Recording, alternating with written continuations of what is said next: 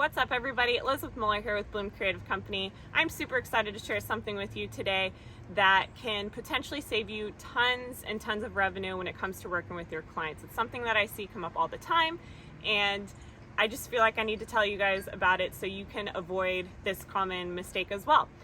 Disclaimer, my neighbors decided to start doing some construction, so if you hear some saws in the background, I apologize, but we're gonna just get right to it and get through it, if that's okay with you.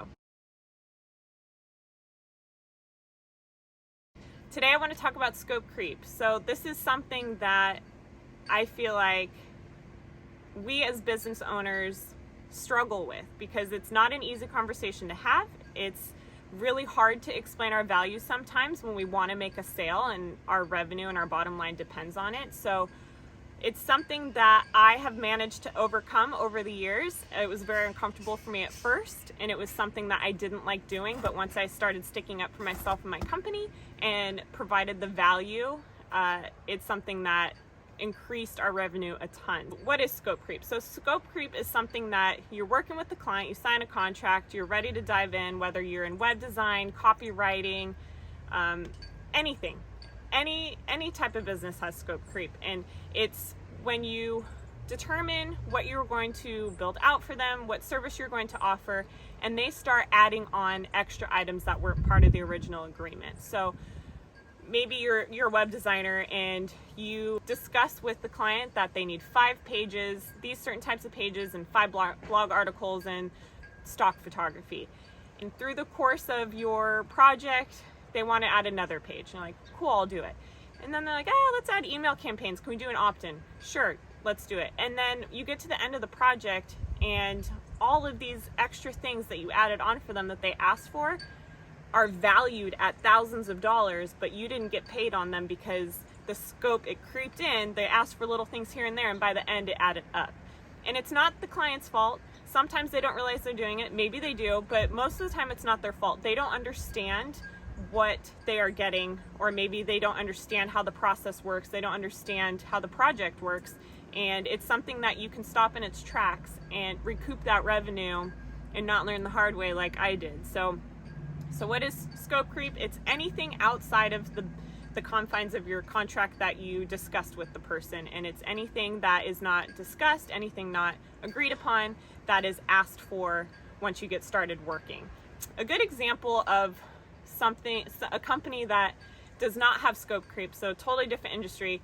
If you think of Spirit Airlines, now if you've ever flown with them, I know I have, and it was not the best experience, so I'm sorry if this brings up anything for you, but Spirit Airlines, think about what their offer is. So their core offer is a flight, right? You're getting from one destination to another, and that's what you're paying for.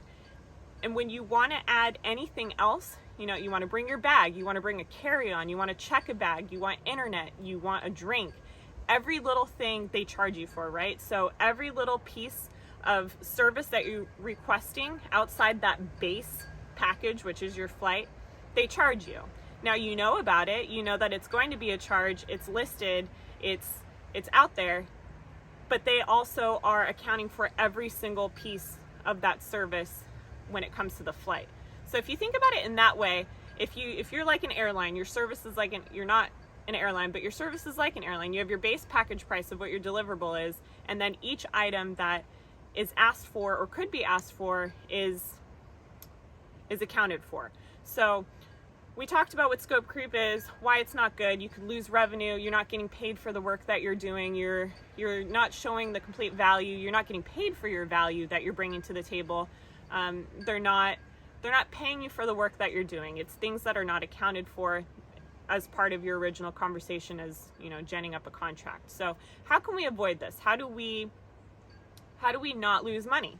Well, I have 3 solutions for you. So the first one is to list out all of your services, kind of like an a la carte. So take into consideration what your package is of what you're offering, what your core service is, and then go back and think through your other projects that you've done, or just brainstorm what other things could possibly be asked for and write them all up outside of what you do. So if you take web design, for example, well, what other items can be added on, or what might come up during the process, or what might someone want. Maybe there's branding, maybe it's email campaign setup, maybe it's writing out a drip campaign or setting up a drip sequence.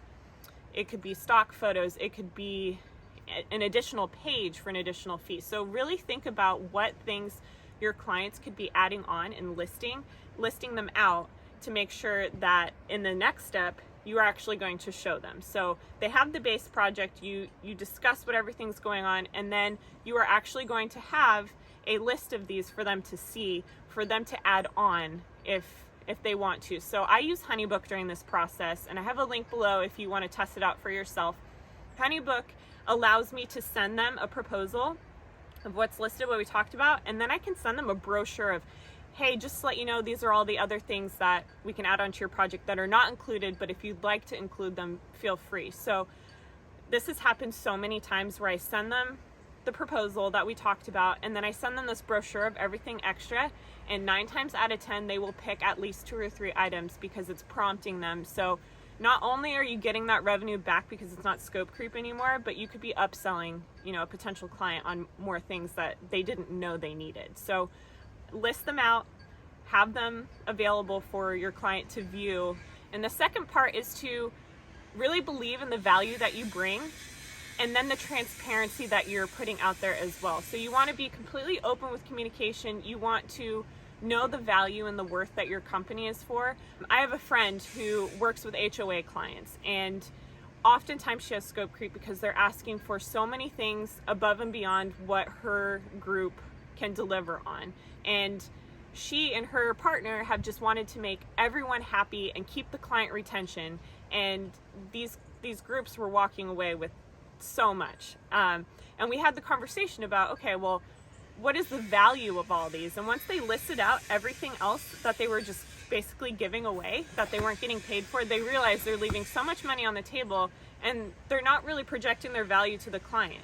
They're not showing the client that this company is so valuable and believes in what they have to offer. Because when we show our value, when we stand behind that, the clients perceive that as well, and they take that confidence and that value, and they know what they're getting, and they believe in it too, and they understand that, and they're willing to pay for it too. So the first part is list out all of your items a la carte and know what could be asked for and use that as an upcharge and be transparent with it. And the second one is stand behind your value. And the third one is have that awkward conversation. Now, I know it's really awkward to ask for more money once you've already asked for money. Especially when you're starting out, it's really uncomfortable having that money conversation and asking to get paid and asking for, it's just uncomfortable. Once you burn a bunch of reps, it gets more comfortable and it gets better, but this is just another rep you're going to have to burn because it is an uncomfortable conversation. You don't want to make your client upset, but if you level with them and share with them, this wasn't what we originally discussed, and this is what it's going to be, and you had the a la carte, all those options for them, they know that there's different things, then there's no way for them to get upset. They understand. So the last piece of that is you want to have that contracted too. So when I have my clients sign contracts with me, and then I send the brochure of all those a la carte items, I have them DocuSign every single page of my contract to make sure that they read it all and they understand exactly what they're getting. So there's a lot of steps that I have them cover just so that there's no question, there's no confusion, and there's no way that they come back